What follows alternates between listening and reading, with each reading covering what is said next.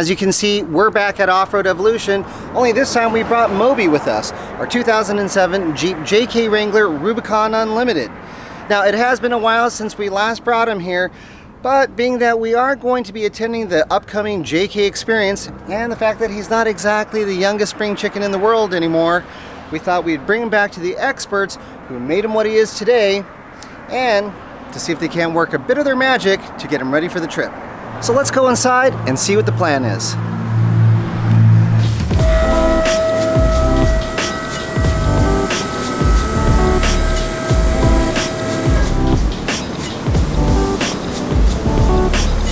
You rebuilt the shocks lately?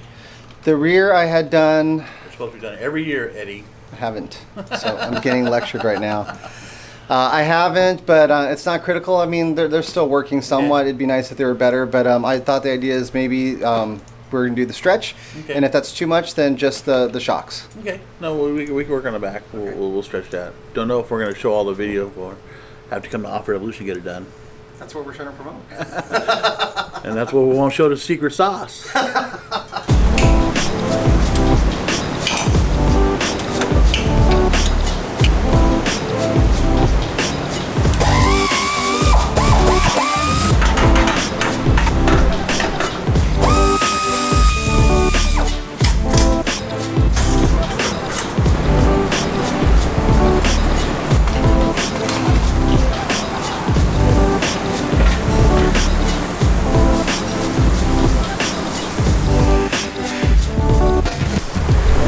Go ahead and fall down. Yeah, definitely like an old man now, huh? That's what it feels like. So the good news and the bad news is taking our Jeep Moby here to Off-Road Evolution to give it a once-over before the JK Experience. It's kind of like going into the doctor's office when you hit 50. Now all of a sudden you got to cut back on fat and sugar and things like that. Well, I'm getting the whole lowdown of all the things that I haven't been doing, all the things that I haven't been maintaining, things that I should have been doing all along, and Mel's picking all of them out. So fortunately now we have an opportunity to address all these issues, and hopefully by the time we're ready for the JKX, this thing will be as good as new or close to it anyway.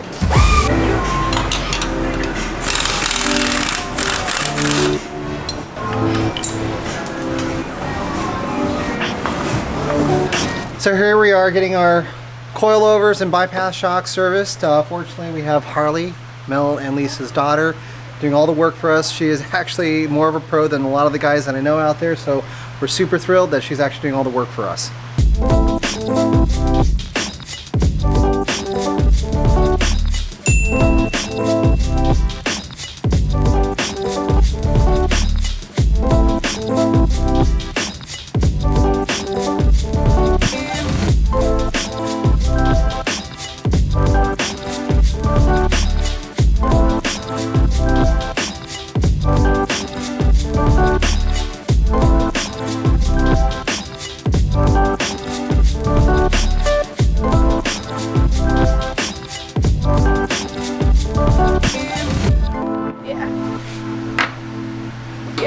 Definitely need a new seal on that side. There should be no grease on the other side of the piston, I think. Yep. There you go. It's not supposed to be that color. Nope. Pretty dark, huh? That is pretty dark. So it doesn't scratch your shock. So in a perfect world, what color should it be? That color. The clear, that's... Clear. Yeah, these are, it's pretty dark. So you just keep losing viscosity? Yeah. And so it'll just keep getting thinner and thinner and thinner. It's supposed to be clear, just like cooking oil. So that's something where even though it's physically not leaking on the outside, you're losing your shock dampening ability.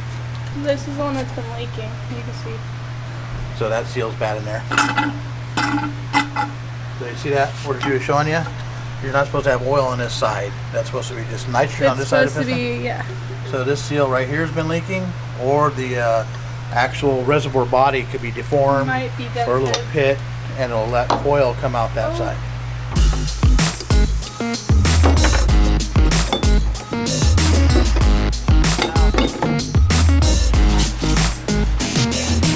So is there a typical interval that you service shocks at, or is it just? Yeah, if you look on Fox's website and King's website, they have charts on there. They actually recommend them a lot more than you would think. So physical leaking on the outside, that's, you know, if you see it, you want to service it. But as far as the oil viscosity, it'll start breaking down after 10,000 miles, believe it or not. So usually if you're looking for performance, you want to do it once a year or at least once every 2 years. Even though it's not leaking on the outside, that oil's still getting thinner and thinner and thinner. All the other shocks out there are just throwaway shocks, so you don't notice them. Oh, something's bad, people just keep them on there forever. They just lose ride quality. So again, these are performance shocks. So these are for the guy that's in tune with their vehicle and they want the best. And to have the best, you service your car.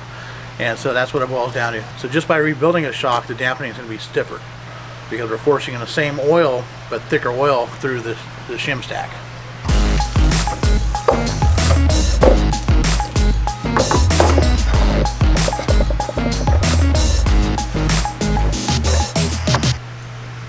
We keep it like that so we don't change your valving or anything. So all the shim stacks will be reused then? Yeah, so we'll reuse the shim stacks. We'll clean these up right now. We'll look and make sure none are bent or broken. Very, very few times do we see something actually broken. In here, the shock, this is your valving right here, which covers those orifices. And the same thing on the bottom, which is the compression and rebound. So this is a different shim stack than that one. And they cover different holes. So you have actually more holes that flow through for your compression valving versus your rebound valving. So we'll clean these off, and then we can actually, you guys weren't complaining about ride quality being any different, so we're gonna go back with the same valving. So if you're complaining about ride quality or you wanted to tune it one way or another, then that's when we'd put a thicker shim stack in here.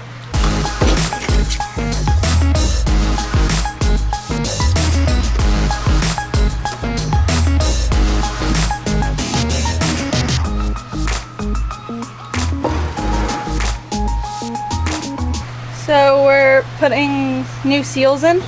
So this is on your shock this way. Okay, so that's the bottom of your shock right here. And so this is where all your seals are at.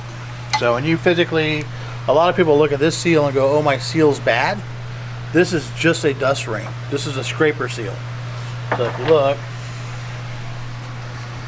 this is actually to keep contaminants from going inside the shock. Press them out. So this seal is set up this way, so that is to keep stuff from going inside of it. So that is scraping the dirt and stuff off your shock. Okay, so Sherry got the seals out. So inside of here we have a silicone seal with O-ring, and it's on the inside groove. I don't know, you could have been doing on it, you know how to do this. So that's the silicone O-ring. That's the one that's actually holding a lot of the pressure. And then you have this one, which is a hydraulic seal. So this is going to hold the majority of the pressure. Pressure again is on this side. Oil's trying to be forced down through. And so any seal, when you look at a seal, you can pick up any seal and look and know which way it's supposed to go in by what you're doing. If we're trying to hold pressure on this side, we want this big flare side inside. So if more pressure goes here, it forces this down, forces that up. So it's trying to expand the seal.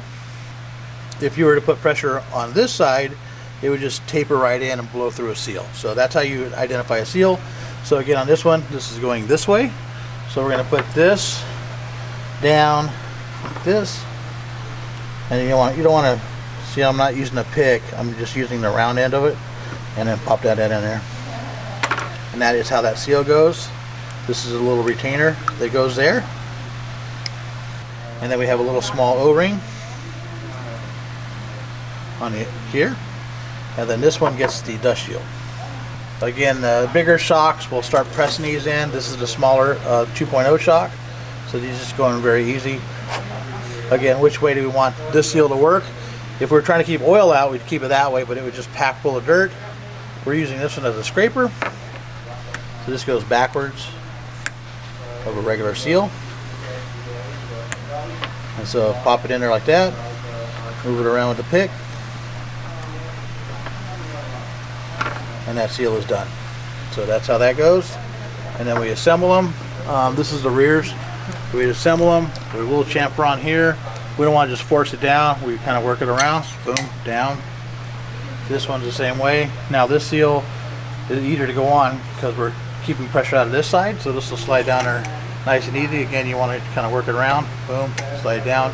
I usually do like a half a turn here just to keep those together, and then we can put the shim stack back on.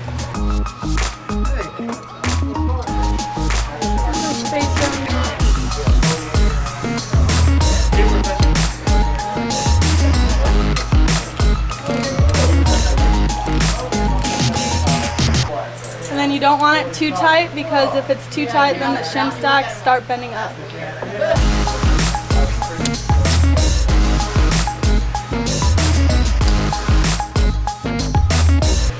Make sure it's all the way in, and that's so it doesn't fall out.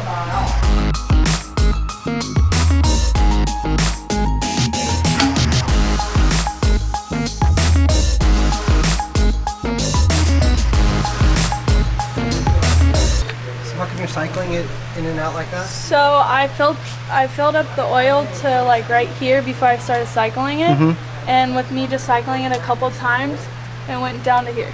Oh, so okay. it's getting all the air bubbles out of the whole tube.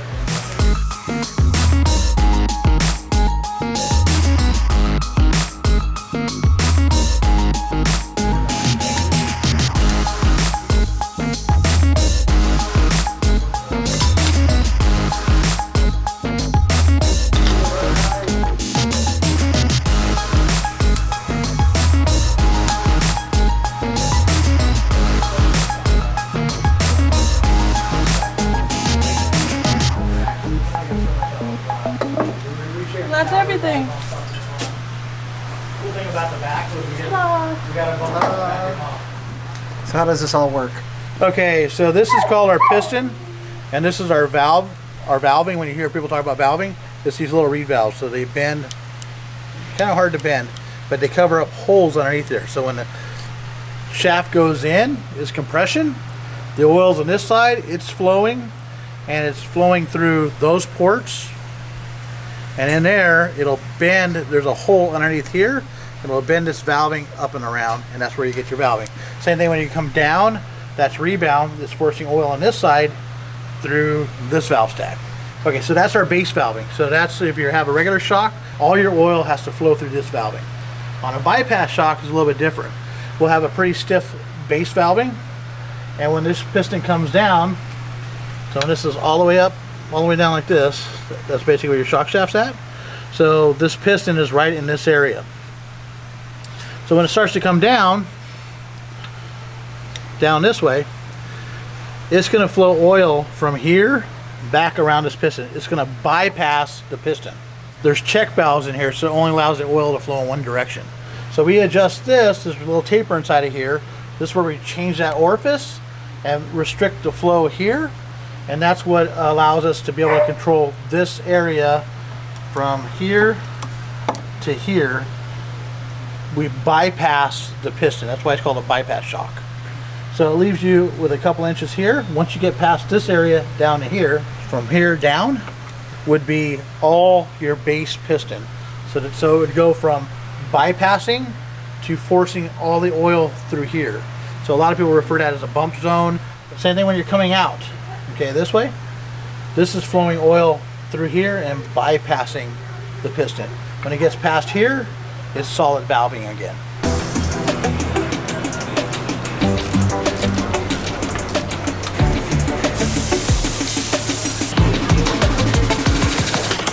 So in addition to getting our coilovers and bypass shocks serviced, that's the main reason why we came here to Off-Road Evolution. Mel was kind enough to point out all the other areas of our Jeep that needed some help, including the need for new brake pads, which I had been meaning to get to forever, and of course all the heims on our steering links. They were totally worn out. Nothing really a problem as of yet, but Mel decided that it might be a good time to address these at the same time. So as you can see here, we got ourselves some brand new heims on our drag link as well. So that should do a lot to tighten things up for us.